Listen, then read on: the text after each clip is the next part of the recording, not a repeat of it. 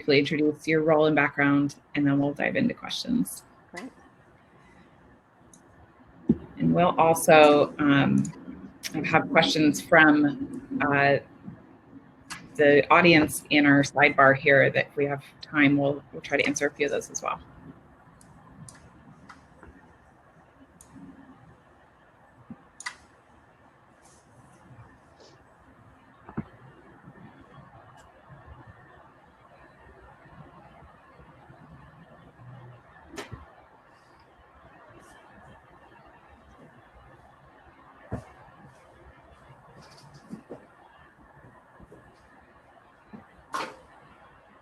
I had some very lovely feedback on the first session that we just finished up. Thank you for that.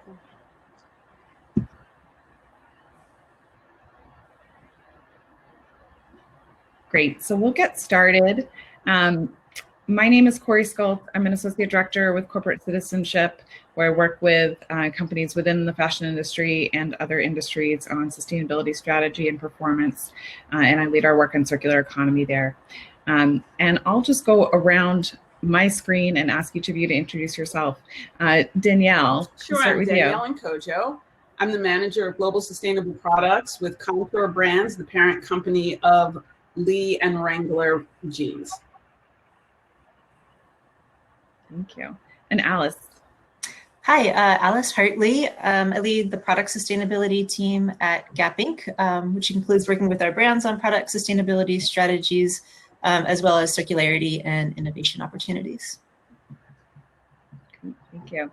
And Samantha. Hi, Sam Sims. I am VP of Environmental Sustainability and Product Stewardship at PVH, a multinational apparel company that includes brands like Calvin Klein and Tommy Hilfiger as part of our portfolio. And I'm responsible for sustainability across owned and operated supply chain and product, which has increasingly encompassed our work around circularity and our targets out to 2030.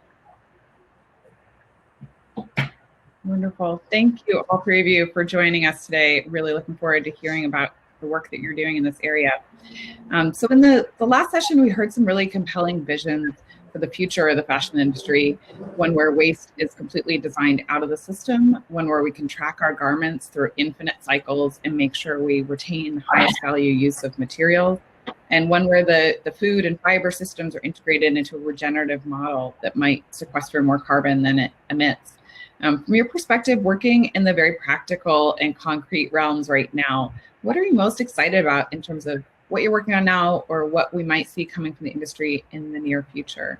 And Alice, we'll start with you to share some of the initiatives that all three of you are part of. Sure, there's a lot of exciting things going on. And I think what is most exciting is that many of these reach across brands, and it really goes to show that on issues of circularity, we need this collaborative approach. There's only so much that one company can do acting on its own. So one great example of that all three of our brands are a part of is the Jeans Redesign Project, which is a project of the Ellen MacArthur Foundation and their Make Fashion Circular initiative. The challenge is to redesign a pair of denim jeans following the principles of circularity. So design on for almost a year, and the product is going to be launching pretty soon. So over the next 6 months, you'll start seeing brands with their offerings in the market. So for us, just speaking for Gap Brand and Banana Republic, who've been participating, it's been really galvanizing. I've found having this set of design guidelines, it's freed up our teams to really focus on creating the solutions rather than have to spend a lot of time going around on defining the question in the first place. So I think that's a good example of where having a common goal, everyone's going to bring their different solutions to it, but we can all sort of get engaged. Thank you. And Danielle, you've talked a bit about how the foundational commitments to sustainability are supporting your work in circularity along with your work in regenerative agriculture. Can you describe where Contour Brands is working in those areas now? Yeah, so we recently announced some of our updated goals for each brand. And our goals tend to surround, our goals around our water commitment. We've already been able to save about 7 billion gallons of water for our activity. So we exceeded our 2020 goal, and we're establishing some goals looking forward. And so as we're talking about sourcing our materials from sustainable sources, and also looking at making sure that we're using renewable energy at our distribution facilities and hopefully our production facilities. And so our approach to setting these broader sustainability goals are setting a foundation for us looking at our products being truly circular to help us achieve those goals, particularly around issues like water and regenerative agriculture.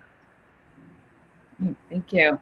And Sam, you've mentioned a few different areas where PVH is working in relation to circularity. What's most exciting to you right now?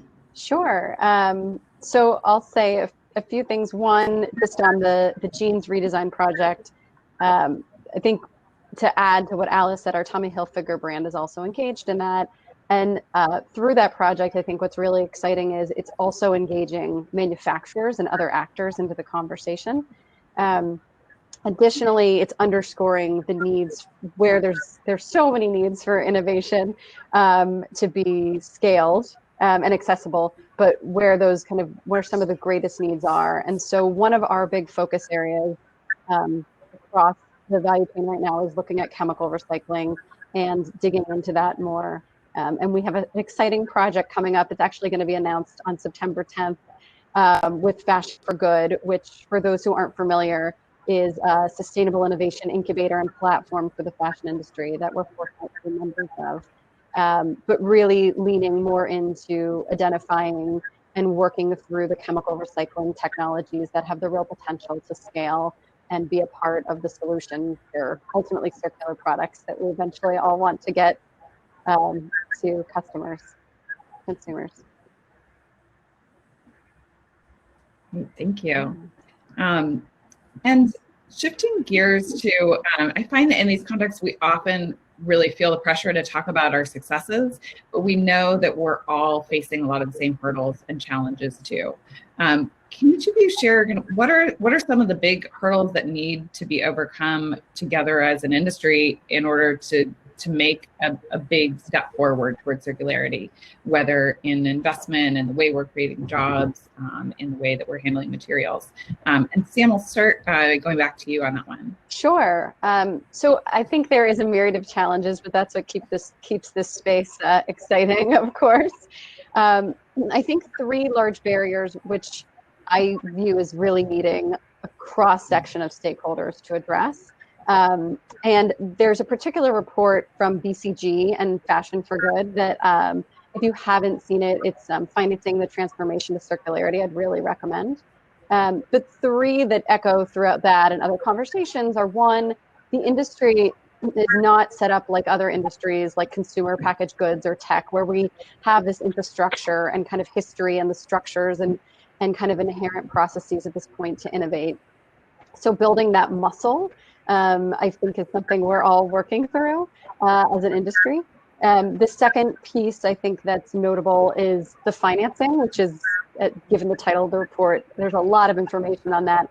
The report calls out that $20 to $30 billion annually is what's needed to really drive a lot of innovations to scale. So continuing to work across sectors and engage other sectors like finance more, expose them more to the way the apparel industry works, and help to bridge the gaps between where there's financing need and where tech solutions are, is a great and important need that we think about.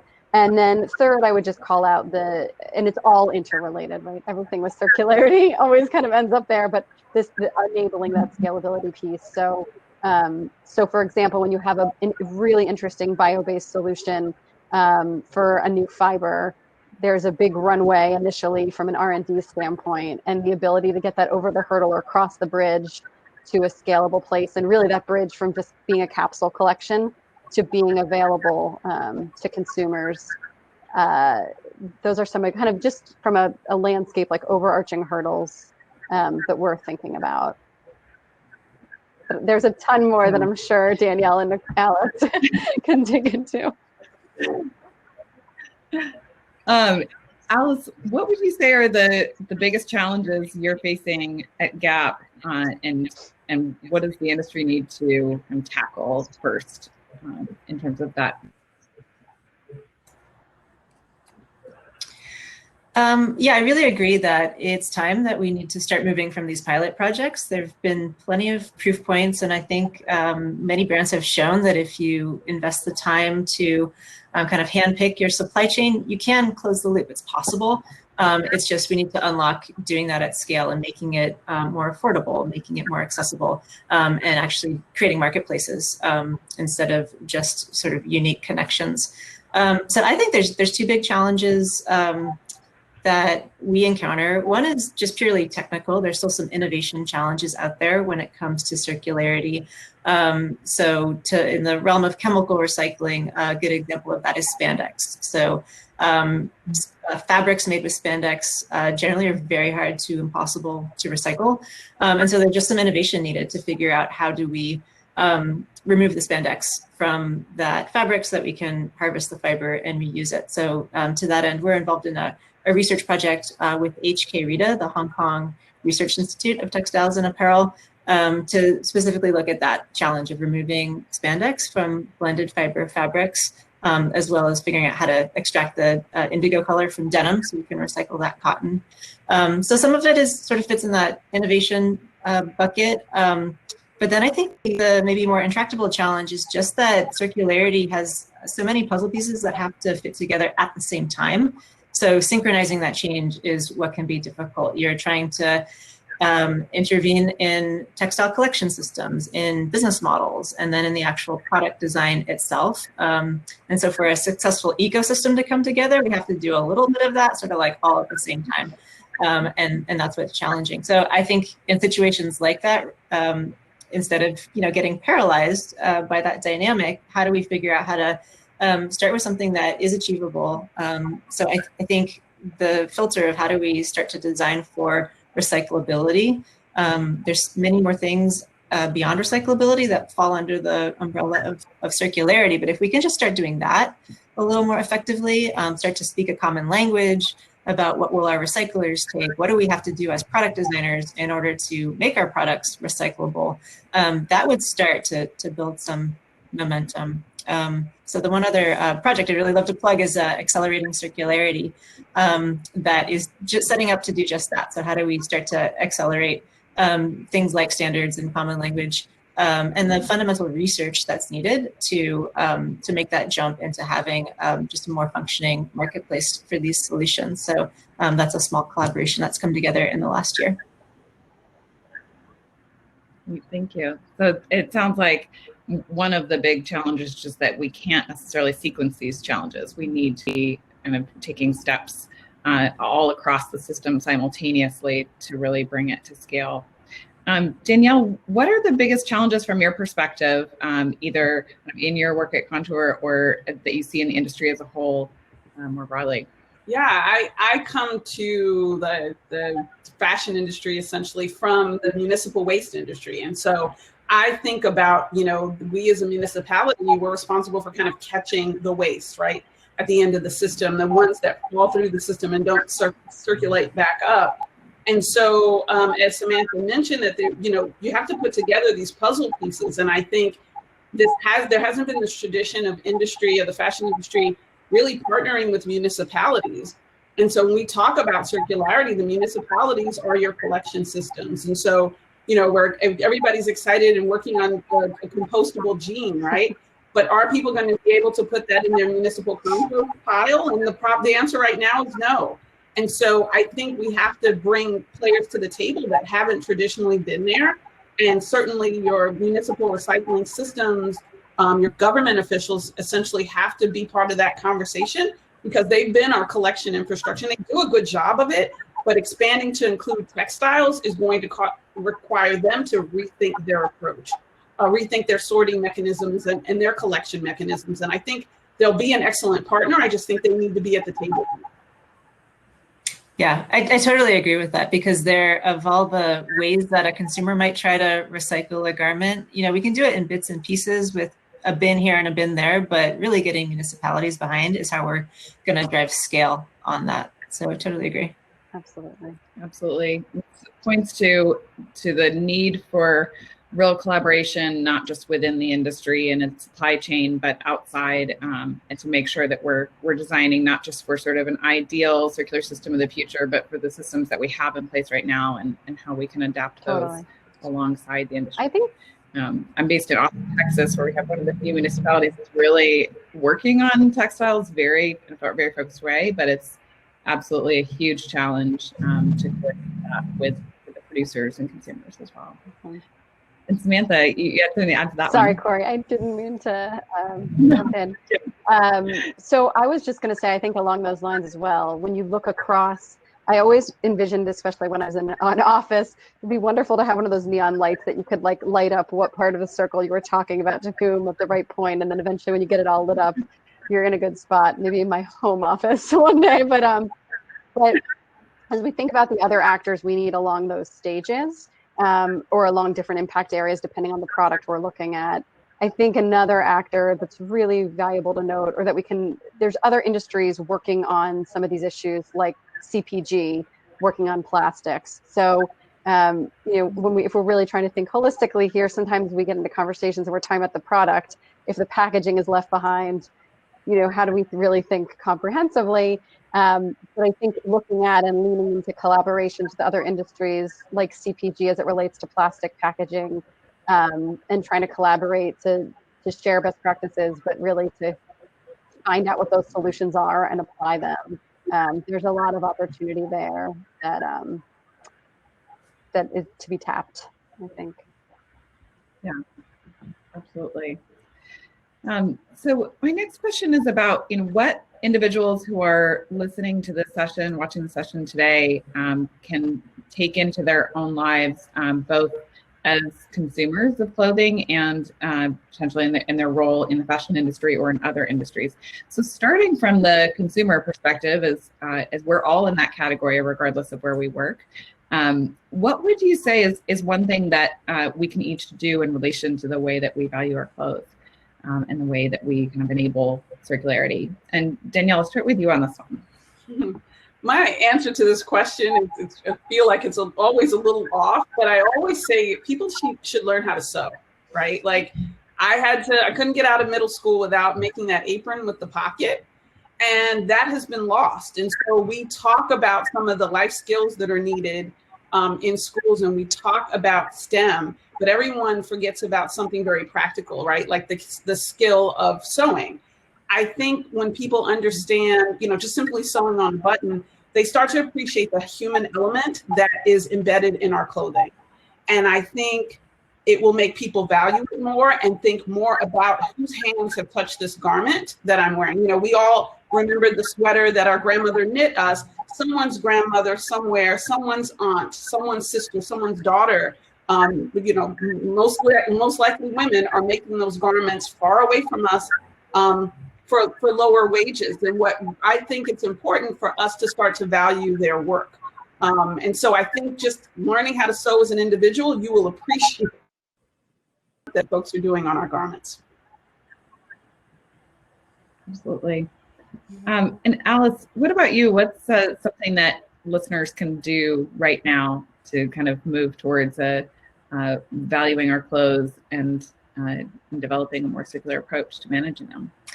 Yeah, I'd say the top thing is the mindset shift of starting to look at your closet in a different way. So I think as consumers, we can be starting to ask new questions that maybe we haven't really thought of to date. So things like, what's the cost per wear that I expect when I'm going to buy something new and add it into this closet?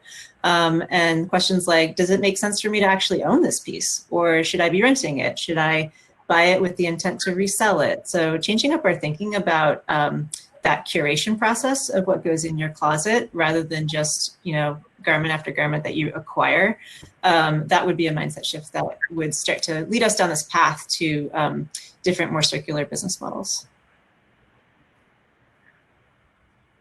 Thank you. And Sam, what about you? Is there something that consumers can be doing right now to help the shift? You guys made me think about all these things. I'll throw out 3 really quick ones. One, I think ask the brands that you love what they're doing if it's not really clear. Hearing from consumers is invaluable. The second is, because this is the audience it is, I I would think that most folks on the VC don't throw their clothes away, but I think it's in COVID, I've actually found my farmers market, because of what was going on in New York City, didn't have the place for textile recycling and for dropping it off anymore. So I have a huge pile that I try to figure out where to put it, but seek out those solutions. And I'm finding word of mouth, especially in the US, where sustainable purchasing trends have really increased over the last year, but not prior to that. Just talking about it and putting it in social conversations, I think you have influence with your friends more than sometimes we realize. So I think modeling in that way, not to shame people, but just to kind of be proud about the behavior, I think it has little mini levers of power there. Absolutely. Yeah, thank you. And we have a few minutes left. I want to try to tackle a few of the great questions that we're getting from the audience. So we had a few people ask about how kind of environmental justice goals intersect with circularity, and whether there are kind of articulated goals or commitments within each of your brands that connect environmental justice to your broader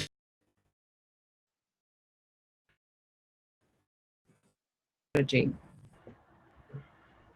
And I'll leave that open to whoever wants to jump in.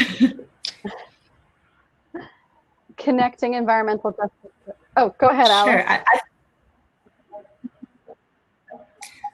Sure. What comes to mind for me are 2 points in the overall life cycle of the product. I mean, first, in producing the clothing, the impacts that the fashion industry has, whether they are direct and in your face or if they're happening halfway across the world, there's real life human health impacts to things like air emissions, water quality. I think the audience is probably familiar with many of those issues as they stand today. But I think maybe what's less top of mind is, where does that product go when we're done with it? Is it going into a landfill to generate methane emissions, which further are creating pollution and climate problems for this coming generation? Or can we harvest that same material and turn it into jobs? So I think that there's economic dimensions of that. There's human health and livelihood impacts that follow from those choices we make. So where is that production happening, under what conditions, and then what sort of responsibility do we try to take for our footprint? Thank you. And we had another question on, given the disruptions to global supply chains of COVID and the desire for job creation in North America as we focus on economic recovery, how do you see those impacting your supply chain strategies, and how will that affect our ability to create circular systems, either in a positive or negative way? That's a big question, so I could dig. That's probably like a 25-minute alone conversation. I guess one thing I would throw out is we continue to increasingly just really try to focus on and listen to the consumer and what they're asking for. And I think with that, we're hearing, and I think we've increasingly seen it documented and talked about, that consumers are looking for more sustainable products. So I think as it relates to, I think hopefully I'm addressing the question related to circularity and continuing in that, it's one of the trends that's accelerating, and is not just going to be a trend, but I believe will be embedded for the long term. So I think we have to keep evaluating where the consumer's going and their needs to figure out how to respond. But we're seeing a lot of direction from the consumer around sustainable, even if they're not calling it circular, but more sustainable product, circular product.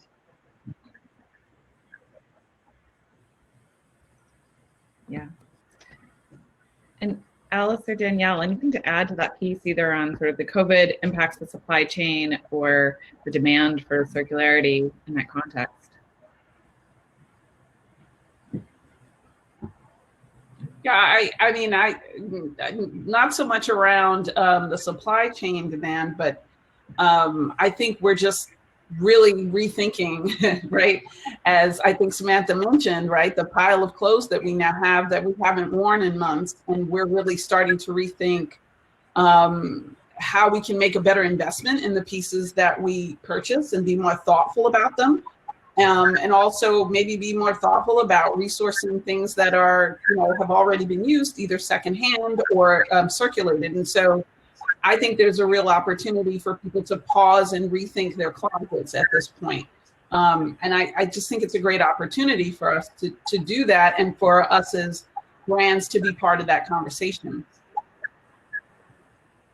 Yeah. I'd add to that while it has been, of course, massively disruptive to our industry and to our brands, I think we are starting to see consumers respond in a different way. And the things that are sticking and where we see sort of a steady pulse is on our programs that relate to sustainability. I think it is giving people a reason to take a step back and say, okay, what is really essential to me? How can I be more in line with my values? So I think that's maybe some good news to end on, is that our programs that are aligned with sustainability seem to be doing pretty well.